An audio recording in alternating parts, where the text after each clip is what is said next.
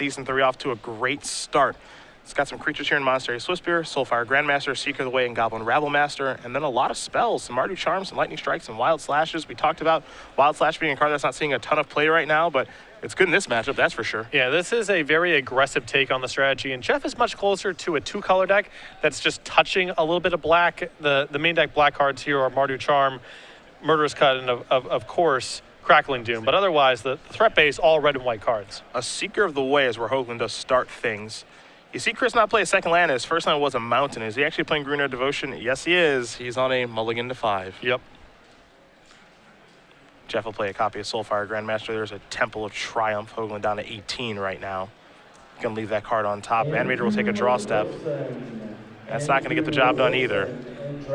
Here's Goblin Rabblemaster. One of the things about Mardu, especially with Jeff's build, he's not the Dragon version. He's a much lower to the ground version. He can get the games over with very, very quickly. Yeah, his build definitely punishes people on stumbles in a way that most of these Mardu decks do not. Temple of Silence with the top card to the bottom. VanMeter will take a draw step. Chris going to pick up his mountain and go home. That was great from Chris because he drew Wooded Foothills. In theory, that gives him a shot to operate. The most minor of hopes. Chris knows he's dead, and Jeff may not necessarily know what Chris is playing. He only saw a mountain, which is not really Chris's core strategy. He's a Green Devotion deck.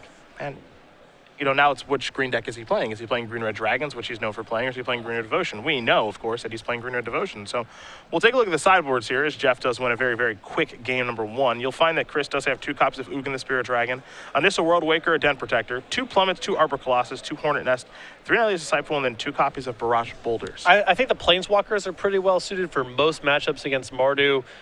You know, they're often a little bit slower at attacking. It's pretty easy to defend them, and they generate a lot of value. So I think the Nissa and possibly even Ugin comes in as well here. I also like the Den Protector and the 2 copies of Hornet Nest.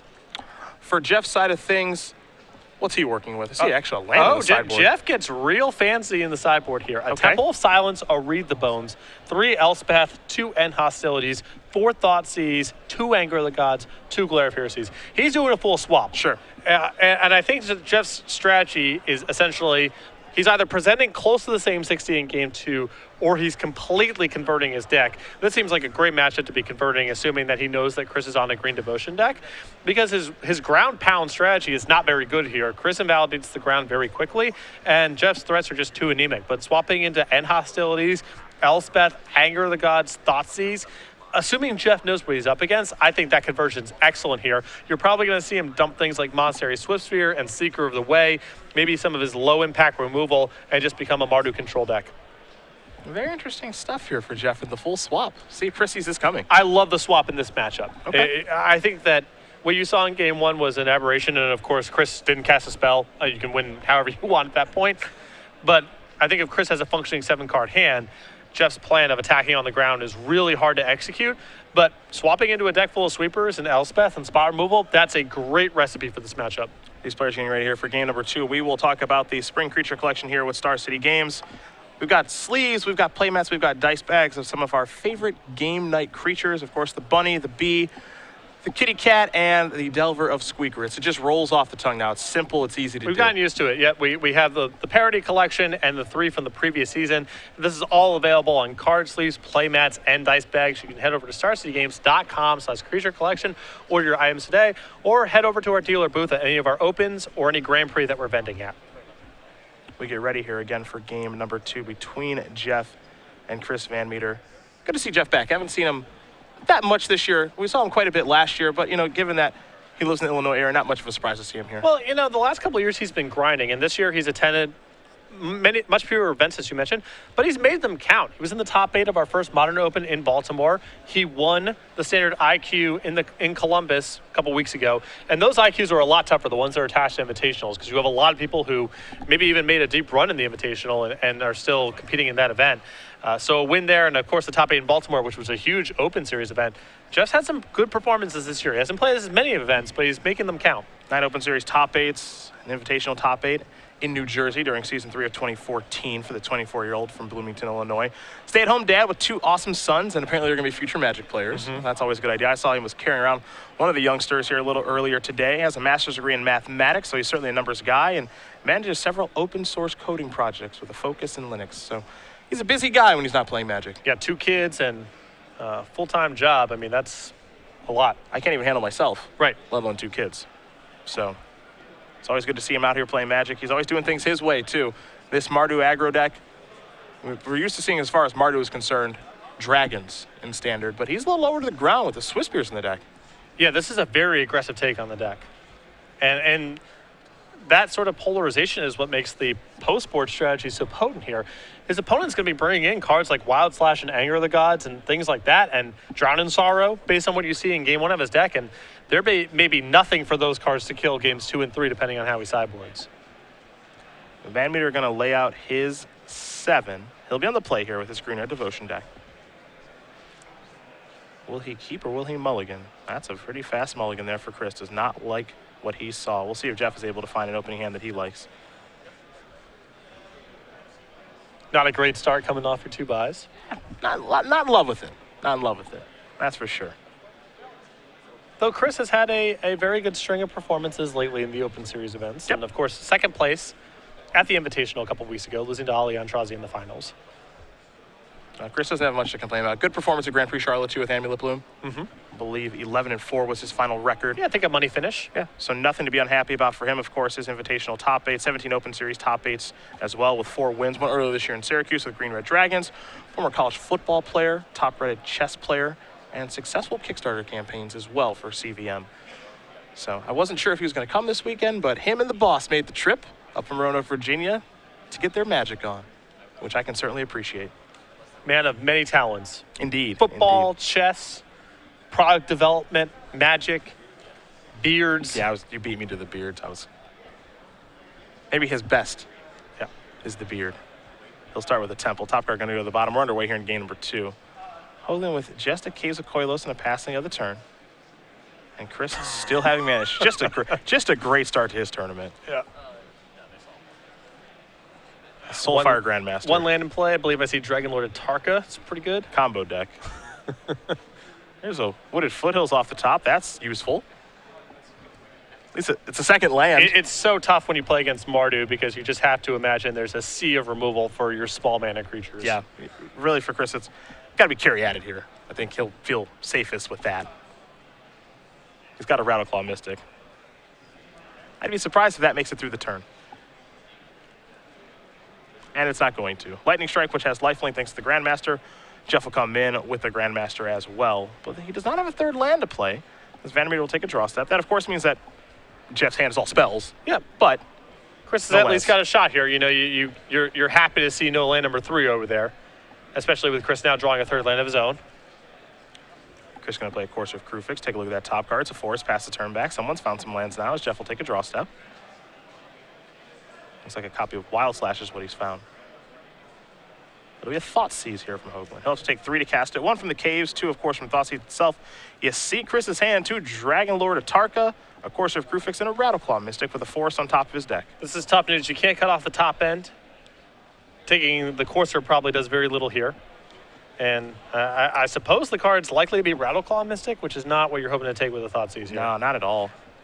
Now, Jeff does have a copy of Wild Slash in hand, I believe, and he might just say, okay, I got an answer for Rattleclaw Mystic, and I'll focus on trying to wear down these Dragon Lord Tarkas, which I guess is where he's going. Forest will be the draw step. We'll see the next card here for CVM, which is a copy of Whisperwood Elemental. That's a very, very good one.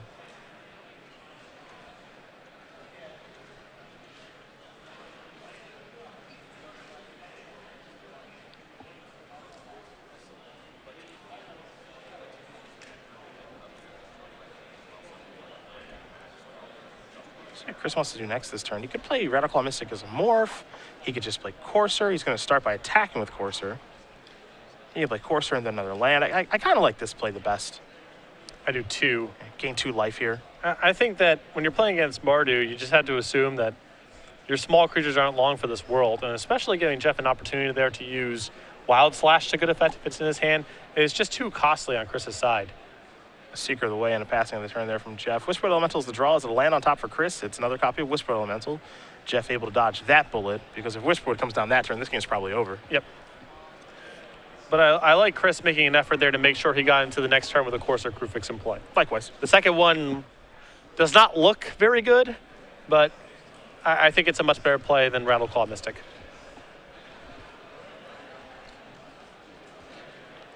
Chris going to play a morph. It could be anything. That's the thing about morphs. Could literally be any card. Could be anything. Well, that's actually kind of the case in this matchup. Could be a Den Protector. Could be a Death Mist Raptor.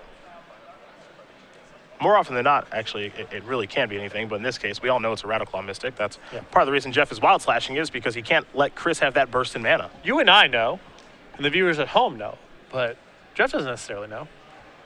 There's no number 5. Yep. This game got a lot harder for Jeff now. He's already having some mana issues, of course. You see the top card of the deck is Pelucranos. That'll be coming next turn for Chris. Actually, be coming this turn with the Manifest from Wishwood Elemental. So life getting very hard for the Mardu aggro player.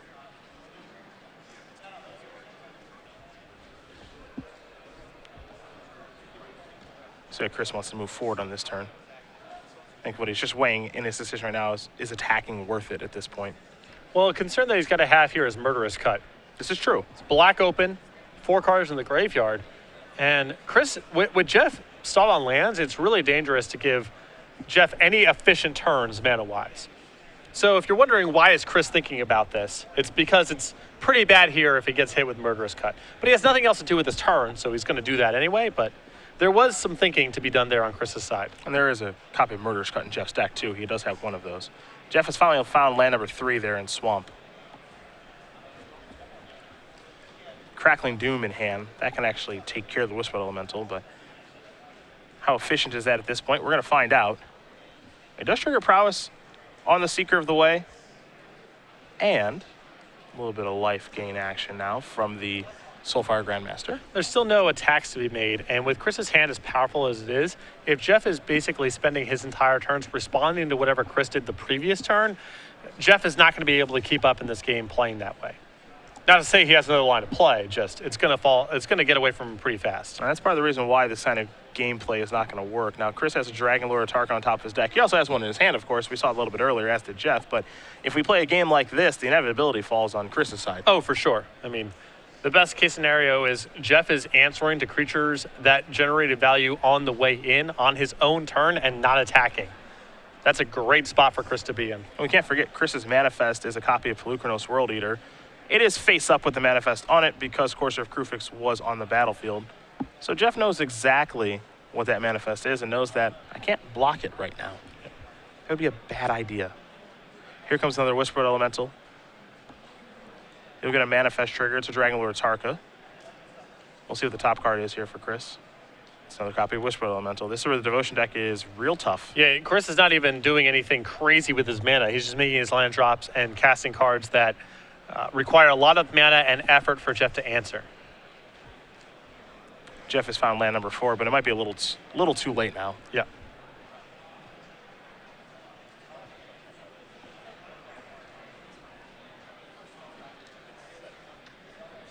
You see Jeff knows even if he kills this Whispered Elemental, he's just playing against another one next turn, best case scenario. Yep. Worst case scenario, he loses his entire board to Dragon Lord Tarka. It's pretty bad news either way. Yeah. Another Seeker of the Way. You keep adding creatures to the ground against the Devotion deck. They don't really matter all that much. Yeah, Jeff at least making some effort here to stay in this game. He has Stoke the Flames in hand, and what he's just trying to do right now is hope that Chris gets sloppy, attacks too aggressively, or uses his mana before combat for something, and Stoke the Flames plus the blocks with Seeker of the Ways, which will now be 3/3s, gives them some traction. It's a long shot, but I think it's a lot better than him just casting Soak the Flames on his turn and saying go. That's a dead end. I think got to give yourself the best chance to win. He's giving himself a shot. Hope Chris makes some sort of error. Yep. This is the most rope you can give Chris to hang himself with. That's all Jeff can do. Yeah.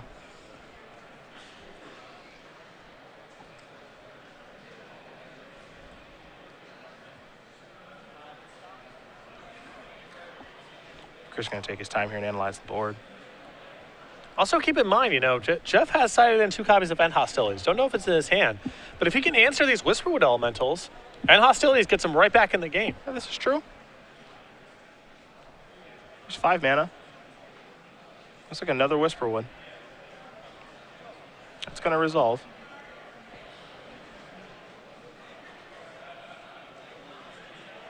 Yeah, and I think Chris might just say, I'm just going to go my end step. I'm not in a rush. If I get to Dragon Lord Tarka, you just lose. The problem is he may be in more of a rush than he suspects. If End Hostilities is not on his radar, and Jeff can answer these Whisperwood Elementals, there's a shot. Chris going to sacrifice this Whisperwood Elemental in response to the Stoke the Flame so that Jeff doesn't gain any life from the Soulfire Grandmaster. You're going to manifest Courser of Crewfix. Top card of the deck is an Elvish Mystic. Pass the turn back. Elvish Mystic will be Chris's draw, next turn. You mentioned Hostilities, 2 in the sideboard.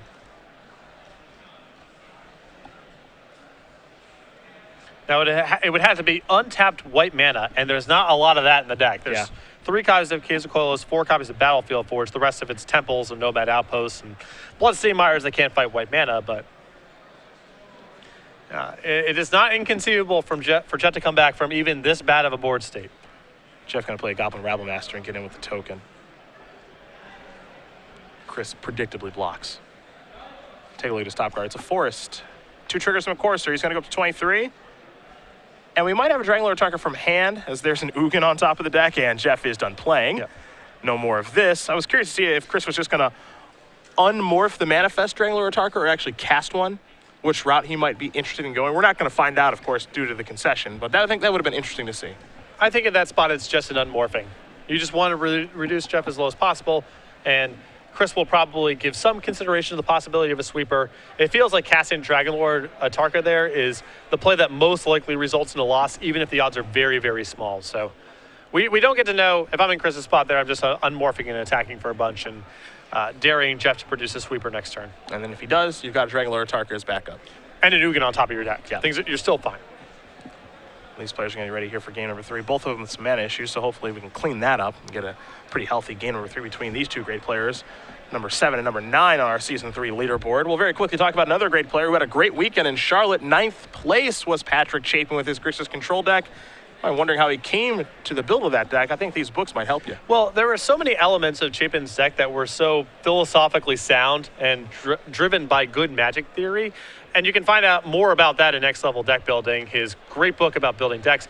Next Level Magic is also available to improve your gameplay. These are books for players of all ability levels. If you've just started playing Magic, Chapin has a great way of breaking down complex concepts in a way that's easy to understand. And if you're a skilled player trying to get to the next level, well, Chapin, a Hall of Famer, Pro Tour champion, no one better suited to produce this kind of content. It's available on paperback and on ebook right now at starcitygames.com/nextlevel. That Grixis deck was a delight. It was. I really, really did like that one, I got to tell you. Tasigur and the Angler and 4 Cryptic Commands. If anyone can find a way to get 4 Cryptic Commands in their decks, it's Patrick Chapin, obviously. Yep. And it was very good in his deck for what it was worth. Once he got ahead with a Delve card, it just allowed him to continue to push his advantage. I mean, it's really smart deck building. And you can see other elements of really smart deck building, like some of the most iconic removal spells in the format do nothing against that deck. Abrupt Decay, you can kill Snapcaster Mage. Yep. You got Lightning Bolt, you can kill Snapcaster Mage. So much of the value of the creatures that Chapin is playing is, in the context of the modern format, they're very hard to answer. And there's so many elements of that deck that are just really fundamentally sound. It was a great weekend for him, of course, in Charlotte with the 9th place finish. But the winner of the tournament, Michael Malone, really putting his name out there, qualifying for another Pro Tour. I believe it's going to be his 2nd one now. Mm-hmm. And that Elves deck that he on the tournament with, I mean, really, you think about it, it's really just a smart deck choice that weekend. With how many people were going after big mana strategies, he was also a big mana strategy, but relying on creatures instead of lands. So a card like Fulminator Mage, Ghost Quarter, Blood Moon, that doesn't matter against his deck. And we saw a lot of Fulminator Mages, a lot of Ghost Quarters, and a lot of Blood Moons. Certainly more of those cards than we saw, say, Pyroclasm or Grim Lavamancer, yep, or the types of cards that Elf deck doesn't want to play against. Cards like Whip Flare. Yep, no Whip Flares. Yep. I mean, there was an Affinity deck in the top 4, but did not make it onto the finals. Really, really good deck choice. And we talked to him after the tournament. He said, well, you know, this deck was doing well on Magic Online. I decided to give it a run, and I just kept winning. Yep. I think he won a PPTQ and split in the finals with one of his friends and was testing it, and he just said, no, nothing is really beating me. I hope no one else notices that this deck is actually really, really good. And apparently no one else did. Something I've noticed about Modern, the last couple of weeks we got to cover it, there are a lot of decks that can kill on turn 4. you can classify them all by what mode of interaction is effective against them. For some, it's lands. For some, it's spot removal. For some, it's counterspell, and so on. And finding the right turn 4 deck, the turn 4 deck where your opponent doesn't have the right type of reaction for it, that's the secret for modern metagaming, I feel like. Or you could just play one of the good stuff 3-color decks and try to play fair Magic, and those decks are fine too. Also a good option. Also totally fine. You want to play with Abrupt Decays and Cryptic Commands and cards like that, you can totally do that. But last weekend, I don't think was a very good weekend to be playing the big mana decks, given how many Ghost Quarters and Fulminator Mages and Blood Moons we saw. But there will come a time, I'm sure, when those decks are really popular because people have a lot of Grim Lavamancers and Pyroclasms, but not enough Blood Moons. That's when you get them. That's when you get them. Both players going to take a look at their opening hand here. They're both happy. 7-card hands, no mulligans. Hopefully some lands and spells to operate, and we get to watch some Magic here. As Jeff Hoogland going to play a Temple of Silence, going to leave the top card on top. Chris with an Elvish Mystic, who'll be searching up a forest with that Wooded Foothills as he goes down to 19. Jeff with a Thoughtseize, get an idea of what Chris is working with here. He'll lay out the hand for us so you can see 2 copies of Sylvan Caryatid, a Courser of Crufix, a Pelucranos World Eater, and a Whisperwood Elemental, along with a Wooded Foothills. That's the one card he can't take. Pretty good hand there for Chris. Really powerful hand, redundant on mana. I feel like Jeff has to attack one of the action cards here because he can't cut Chris off of mana. So my guess is Whisperwood Elemental, as Pelucranos in this matchup is kind of just a 5/5 for 4. Not a bad deal, but Whisperwood has more long-term implications for Jeff. You're tough to please. Chris is going to get to that card very, very fast here. Pelucranos just a 5/5 for 4.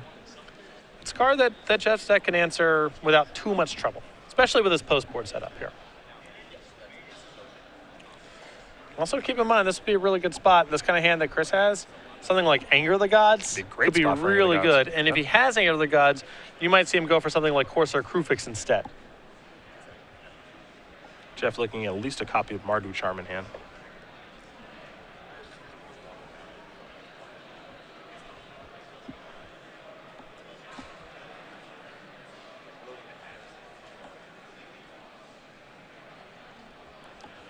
There goes Courser. And if Jeff is taking the Courser, that leads me to believe he has a sweeper in hand.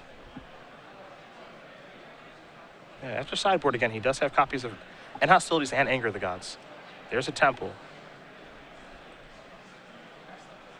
That top card's going to stay on top. Jeff will pass the turn back over to VanMeter.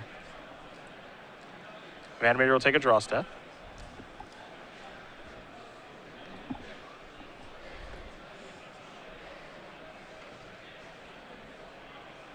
There's a Wooded Foothills. Caryatid. Pass the turn back. Great time for Anger of the Gods. See if he has it. The answer is no. Soulfire Grandmaster, Temple, Silence. Take a look at the top card here, will Jeff. Top card goes to the bottom from the scry. We head back VanMeter's way. VanMeter will take a draw step. He's found a copy of Elvish Mystic. He was looking for land number 3 there to be able to cast Wishwood Elemental number 1. Would have been a great turn there for him.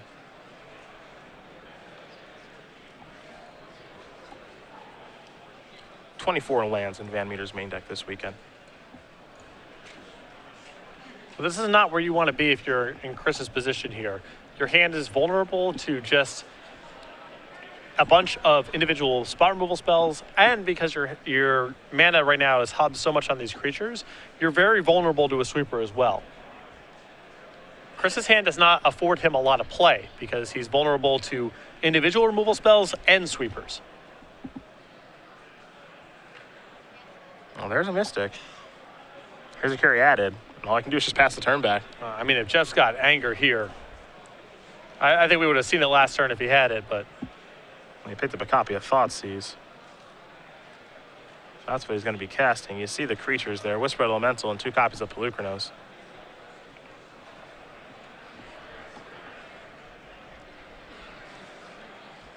See what Jeff does want to take with the discard spell.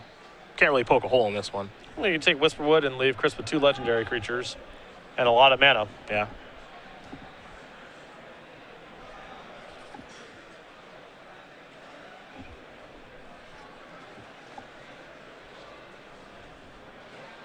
Thoughtseize will take care of Pelucranos. In comes the Soulfire Grandmaster. I think Jeff has Mardu Charm in hand, and so he doesn't care about Whisperwood. Yep.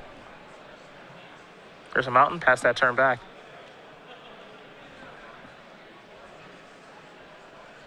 VanMeter will untap, only 2 lands on the battlefield, so he's not going to sacrifice that foothold just yet. Wants to give himself the opportunity to actually draw into more lands at this point. Exactly. And that, if you're Chris, that's just a bizarre feeling play. Like, he took the weaker card and a legendary creature as his second copy of over Whisperwood Elemental. It sort of points to Mardu Charm being the card. And Chris may go with Polukranos this turn instead of the, theoretically more powerful Whisperwood Elemental, because just play on that Thoughtseize is so weird. Now, which big threat does CVM want to play? His draw step again for the turn was a copy of Whisperwood Elemental. He's going to sacrifice his Wooded Foothills finally, go down to 18. We'll see what land he would like. Forest or mountain. Looks like he's, maybe a forest. And look over that hand again. You will go with the forest.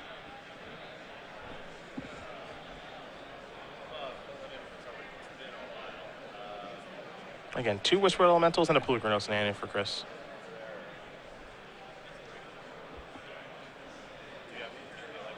I think you're Chris too.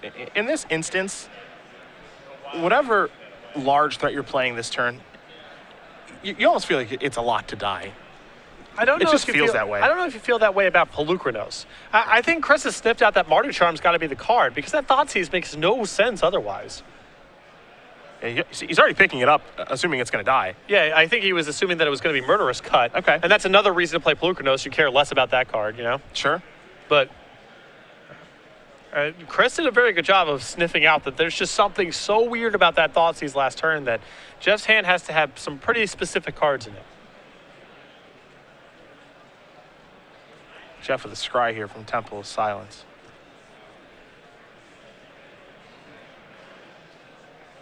That card's going to stay on top. Now here's Outpost Siege. It's on cons, and it's passing the turn back, so now Jeff's got some real catching up to do. Outpost Siege can certainly help. If he has sideboard into the control configuration that we're assuming within hostilities and such, Outpost Siege can run away with the game, but he's got to have that.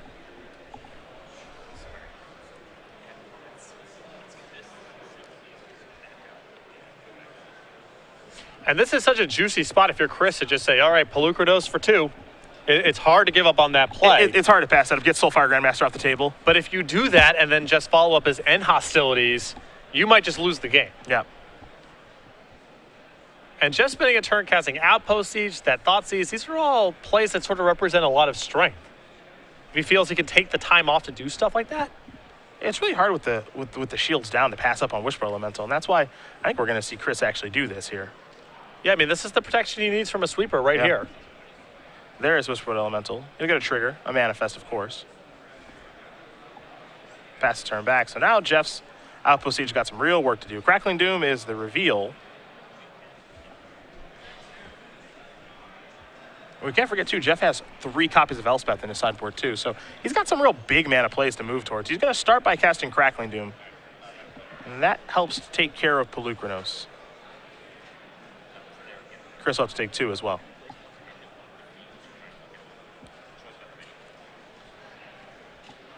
And part of the problem that I have with Jeff's Thoughtseize taking the Polukranos earlier, setting aside whether or not Whisperwood or the second Polukranos is the more important card, I feel like he gave away a lot of information about his hand with that Thoughtseize, because the play is so non-intuitive. And that might work, round 1 of the tournament when you're playing against someone who's not super perceptive. But Chris is going to pick up that there's got to be something pretty specific going on with your hand when you make a play like that. Mardu Charm going to go after this Whisperwood Elemental. So this seems as though this was the card that was on Chris's radar.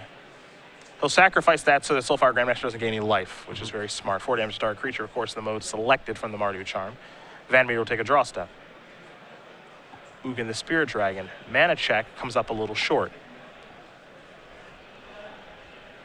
This should go without saying here, but a resolved Hoogland's really tough on Jeff's deck. And most decks. No copies of Hero's Downfall. There are some burn spells in the list, but... So the manifest come across. Now here is Whisper Elemental. You go to trigger, you go to manifest, and a passing of the turn. Jeff will reveal Battlefield Forge to his Outpost Siege trigger. That'll be the land that he plays. Again, has Elspeth actually in hand. 3 of them in his sideboard. But now he's at risk of just casting Elspeth, making 3 tokens, and then Elspeth dying. Yeah. I don't know if he can effectively defend Elspeth without chump blocking a bunch. Two-headed giant challenge. If you and a partner would like to play some two-headed giant seal, you can sign up now at the stage. We also need 1 more for a booster draft and 3 more for a modern Winnabox. It almost feels like he's in a spot where he has to Elspeth minus and hope that End Hostilities comes off the deck next turn. Because he's going to fall so low from these attacks that he can't beat the board and the Whisperwood Elemental follow-up. Well, he's going the soldier route. It's going to go up to 5, pass the turn back. VanMeter will draw a card. He's looking for a land for Hoogland. Well, he Sort of. kind of got there. With Temple. Man, no, those temples. They are so good, yet so frustrating at times. Could just play the forest or a mountain, you know? How much life would you pay to have that enter the battlefield untapped right now? Probably a lot. Though I'm not even sure Chris would snap off the Hoogland this turn if he could. But yeah, I would like to have the option to do so. Take a look at the top card here, Will VanMeter, with the Scry from the Temple of Abandon. The best card he could find is in his hand currently. That's Hoogland. But he can't cast it just yet. He'll take a look at the manifest creatures. Make sure he knows exactly what those are, if they're anything at all. Keep in mind, he left that card on top of his deck. And with Whisperwood Elemental on the battlefield, if it stays here, that card will get manifested. So we can't forget about that interaction. And I think that's just going to determine Chris's scry. I think any creature he leaves on top because he gets a free token he can turn over, and any non-creature goes to the bottom. You see the blocks here? Soldiers are all going to die. Chris loses a Wooded Foothills. That was one of the manifests. We're not entirely sure what manifest number 1 is just yet. Now there's a manifest. Pass the turn back, Will VanMeter. Thoughtseize is the reveal.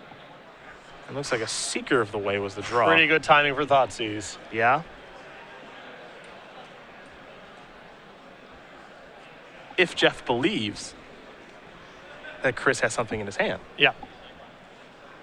I wouldn't be these 2 surprised. points are not free. Yeah, I Jeff, wouldn't be surprised if he didn't cast it. I think I feel like he has to. He can block enough this turn where the 2 life should not be the deal breaker. And he saw Hoogland last game. Yeah. I mean, it's a great hit. Yeah. Don't get me wrong.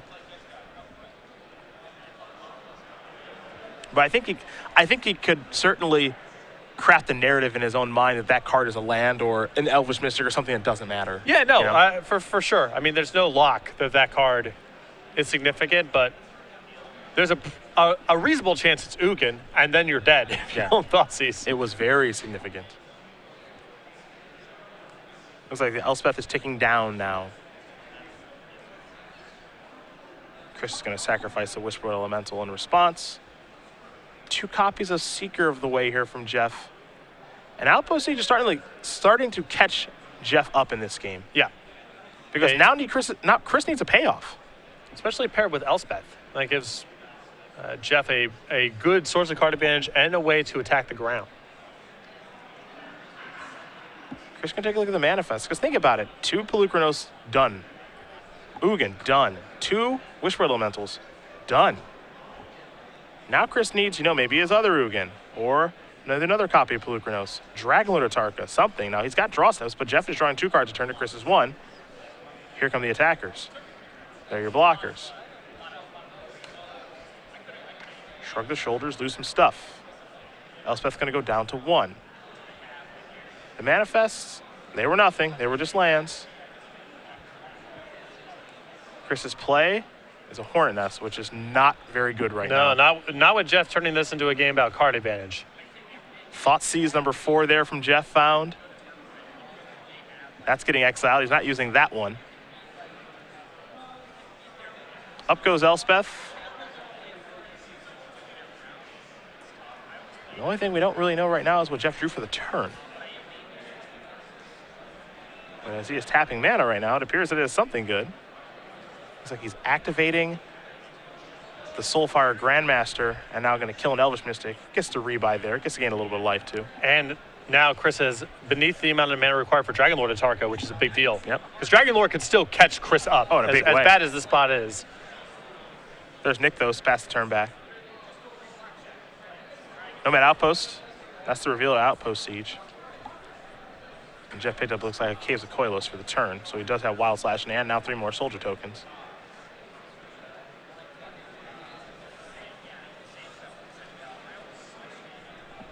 If Chris were to draw a card like Hoogland this turn, he'd be able to cast it. Here comes the Grandmaster. Dem Protector, also a huge draw for Chris. Absolutely. I assume he boarded his copy in. And this kind of grindy matchup, I'd imagine that to be the case. Yeah. If Jeff's got anything in his sideboard, it's removal. So just more cards that are powerful in the long game. The Hornet Nest is going to jump in front of the Soulfire Grandmaster. Looks like we'll have 2 insects on the way.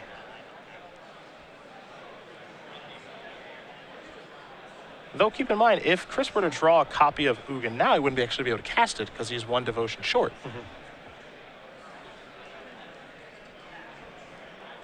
Everything added up perfectly when Hornet Nest was on the battlefield.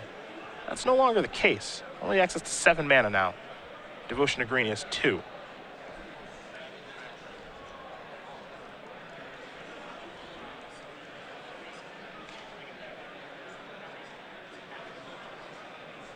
I believe. Although the nest doesn't factor into the Nykthos equation. Oh yeah, I guess I got that backwards. They were even on that turn. Yeah. My apologies.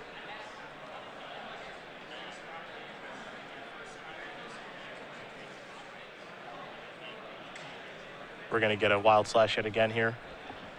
And this is part of the reason that Jeff broke the nest last turn. Is it allows him to do a lot more with Wild Slash than he could against just Hornet Nest. This is Senegos perhaps, yeah. Chris can make a Satyr token now if he'd like.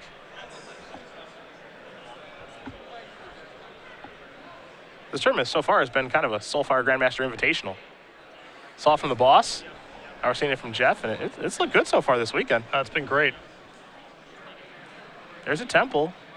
Top card very quickly going to go to the bottom there for Hoogland. The format right now is a lot of relatively slow decks without that much removal. And Soulfire Grandmaster is going to be pretty powerful in those kind of games. Elspeth will take up to 3. 9 soldier tokens on the battlefield right now. Jeff is possibly able to establish the lock soon. If he draws Bardu Charm, Chris is done. He's never getting into the main phase with a card ever again. It's true. Because it's an instant speed discard spell. Not a lot of those floating around. Yep. You stop him in his draw step. Satyr token will block a soldier. Zenigos going to bite the dust. I'm not saying it's likely to happen, but it's worth noting that Chris's deck is lands, creatures, and planeswalkers. Well, it's about as straightforward He as it cannot gets. break out of this if it gets established. Outpost Siege number 2. That one also on cons. VanMeter. Take a draw. This is part of the problem with Devotion. Some of its draws in situations like this are very good. Others are really not good. Yeah, Dragon Lord Atarka is still very much live. Yep. But it's got to be soon. Rattleclaw Mystic was the draw. That's not what the doctor ordered. Jeff going to cash in his Wild Slash here. The Morph.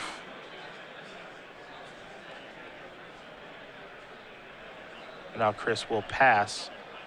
We're going back Jeff's way. Wild Slash is 1. Elspeth is 2. Bloodstained Mire is a draw for the turn. So now the card drawing is certainly online here for Jeff.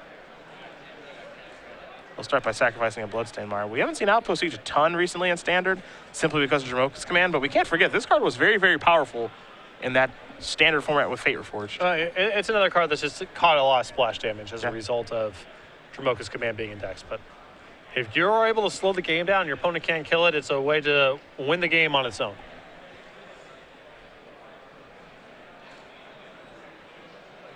Elspeth moving up to 4. 3 more social tokens will join the battlefield.